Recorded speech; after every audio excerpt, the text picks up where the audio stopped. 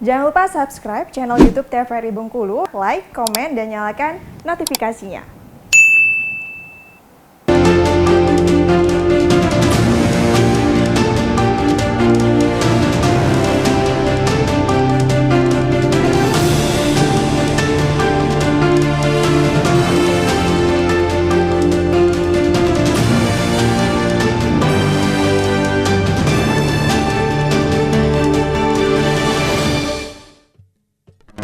Lupakan semua, tinggalkan ini. Ku kan tenang dan kau kan pergi. Berjalanlah walau habis terang, ambil cahaya cinta, ku terangi jalanmu di antara beribu lainnya. Kau tetap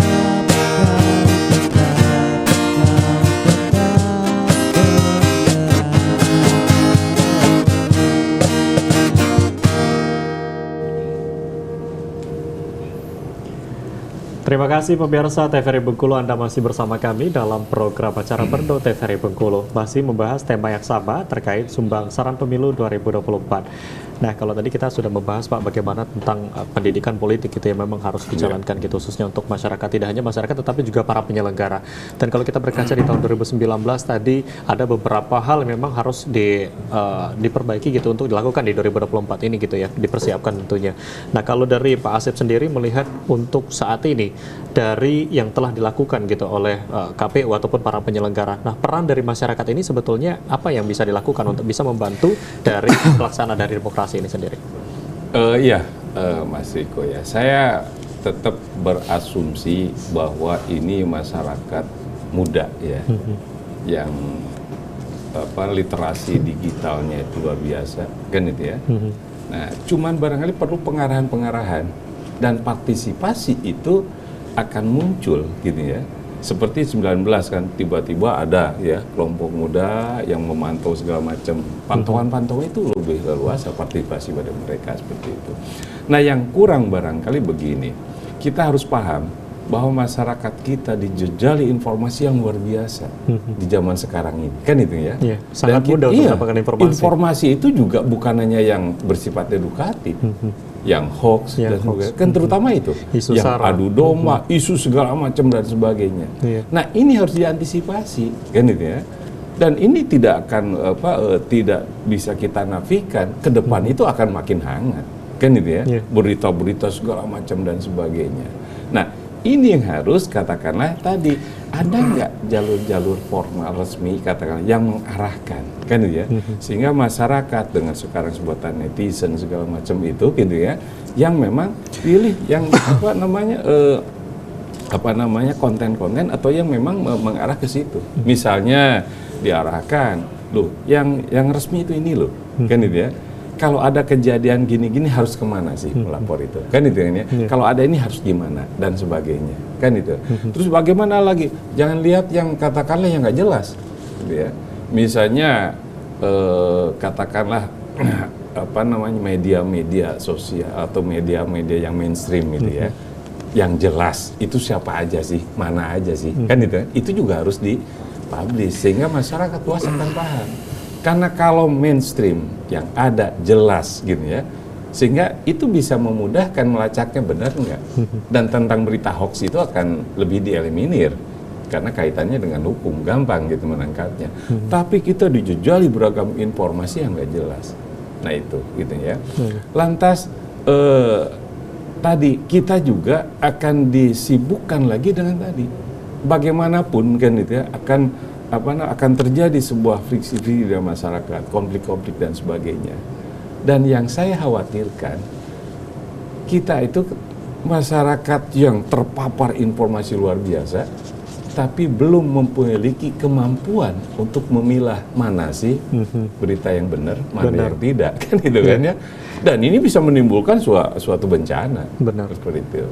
Nah, Ya, ini harus kalau kita melihat oke. saat ini memang untuk teknologi sendiri memang sudah digunakan oleh semua orang, dan memang Iya. teknologi ini menjadi wadah untuk informasi ini sangat mudah menyebar. Betul. Tidak hanya informasi yang baik, katakanlah informasi-informasi tadi berkaitan dengan politik, tetapi informasi yang isu sara, informasi Betul. hoak ini sangat mudah tersebar. Nah, kalau dari KPU sendiri melihat hal ini, apalagi menjelang pesta demokrasi di tahun 2024, pasti banyak informasi hoak, informasi isu sara, informasi yang memang mudah mengarahkan para pemilih ataupun masyarakat ini ke arah yang memang tidak baik, katakanlah seperti itu. Apakah ada yang dilakukan oleh KPU seperti apa tadi? Ya, jelas banyak yang kita lakukan ya terkait dengan penyebaran isu hoax, sara dan lain sebagainya. 2019 itu merupakan tolak balik kita ya, tolak ukur kita kemarin pelaksanaan pemilu begitu banyak sekali, walaupun memang yang lebih mayoritasnya ke KPU Republik Indonesia, tapi tidak menutup kemungkinan di daerah-daerah juga terkeluarkan oleh isu-isu yang tidak bisa dipertanggungjawabkan. Maka betul tadi ketika misalnya ada hal-hal yang masih diragukan, kita memang menyarankan ke akun media sosial resmi KPU ya, khusus dalam hal ini Kota Bengkulu. Di sana juga terpampang ke media sosial kita, Twitter, Facebook, Instagram dan sebagainya, untuk menyaring informasi-informasi apa yang sebenarnya terjadi ya. Selagi belum rilis dari KPU, kami tidak bertanggung jawab terkait dengan hal-hal yang berkembang di masyarakat. Apalagi zaman sekarang semacam bola salju ya. Sekali saja disebarkan dan menurut masyarakat menarik, bisa jadi nanti liar sampai kemana-mana. Tapi sekali lagi kami yakin pada masyarakat Kota Bengkulu, kami yakin sudah lumayan cerdas ya, tidak mudah terombang-ambing, tidak mudah percaya. Kami berharap masyarakat Kota Bengkulu harus punya sense of teknologi ya, tidak semuanya asal masuk saja, dijaring dulu apa-apa hal yang kemudian masuk. Apalagi kemarin 2019 seolah-olah presidennya sudah tahu siapa menang. Kami 2024 ini secara umum undang-undangnya sama ya, Undang-Undang 7. Kami berkeyakinan kerja-kerja kami sesuai tahapan, dan kami betul-betul meyakini sebagai KPU penyelenggara pemilu itu kita predictable proses ya. Prosesnya itu kita tahu tahapan-tahapannya apa, tetapi terkait dengan hasil itu unpredictable result ya. Siapapun nanti yang terpilih tidak bisa langsung dibaca oleh KPU. KPU perlu menaikkan dulu hasil rekapitulasi perolehan suara di tingkat yang paling bawah, naik ke atas, baru kita bisa hitung siapa-siapa yang menjadi pemenang. Jadi sekali lagi memang di media sosial itu banyak ya hal-hal yang bisa macam-macam lah pokoknya. Tapi kami berharap sekali lagi KPU Kota Bengkulu berkeyakinan seolah masyarakat Kota Bengkulu tidak mudah terbawa oleh isu-isu seperti itu.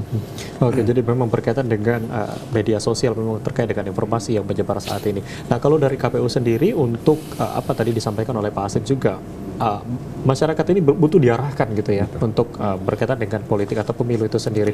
Apakah ada bentuk pengarahan yang memang dilakukan oleh KPU, entah itu membentuk suatu instansi atau organisasi seperti apa yang memang mengarahkan untuk masyarakat agar lebih paham dan juga mengerti lah ke sana? Ya, iya betul. Pengarahan yang dimaksud Mas Riko itu dalam konteks adalah pendidikan pemilih ya. Seperti saya sampaikan tadi, kita sosialisasi, masuk go to kampus, bahkan sekolah-sekolah SMK pun yang rata-rata sudah 17 tahun ke atas, itu banyak yang datang ke KPU Kota Bengkulu untuk mengunjungi RPP kita, Rumah Pintar Pemilu. Di sana mereka bisa belajar tadi sejarah pemilu pertama, siapa saja presiden-presiden kita, siapa saja calon-calon anggota yang legislatif yang mendaftar, dan banyak-banyak hal yang lain.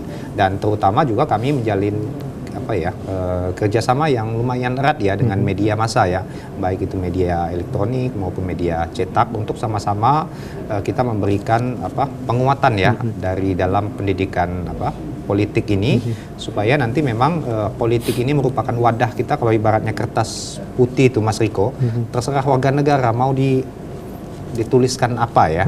Kalau dituliskan yang baik-baik, insya Allah nanti hasilnya menjadi baik. Oke, itu Mas artinya salah satu bentuk penerapan adalah salah satunya tadi rumah pintar pemilu gitu ya, rumah pintar pemilu, dan juga bekerja sama dengan para media. Memang media ini menjadi salah satu sumber informasi yang bisa disebarkan berkaitan dengan demokrasi kita saat ini.